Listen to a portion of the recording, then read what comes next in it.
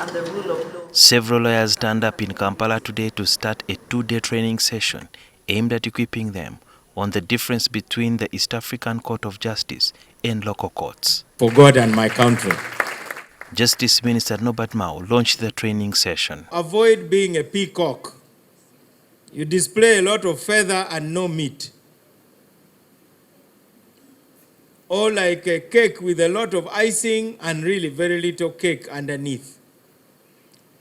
This training is timely because you are the new generation of lawyers who are going to practice in the new world. It just operates the same way that we do here in Uganda.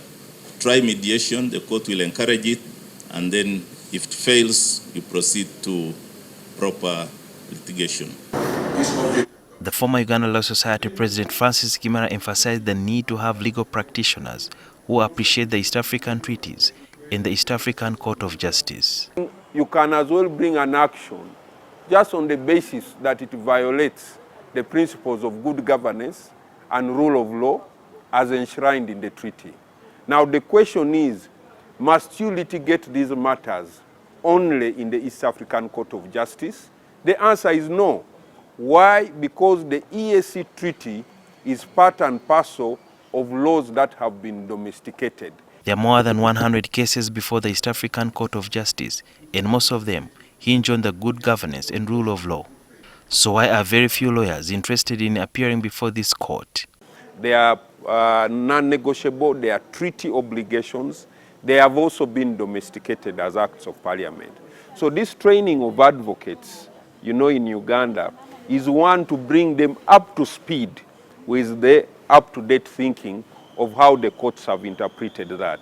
The litigators' manual and sourcebooks were launched as a tool to ease work of lawyers handling their clients, especially on cases which are treaty-related in and outside the country. But over time, through litigation, through improving the rules of procedure, we have been able to compile this litigators' manual to make the work of lawyers who are coming to litigate after us much easier. We spoke to some of the beneficiaries of the training. It opens our minds beyond the Ugandan courts to the East African court, which has always been available but hasn't been utilized because awareness has been limited. In case you want to file a matter before the East African Court of Justice, it must emanate from the violation of the various treaties, and some of the fundamental principles of the treaties include democracy and good governance. After knowing that, then you get a lawyer who is going to file through the registry within the High Court before it goes to the East African Court of Justice, and then you seek redress thereafter. Sudil Biarhanga, NTV.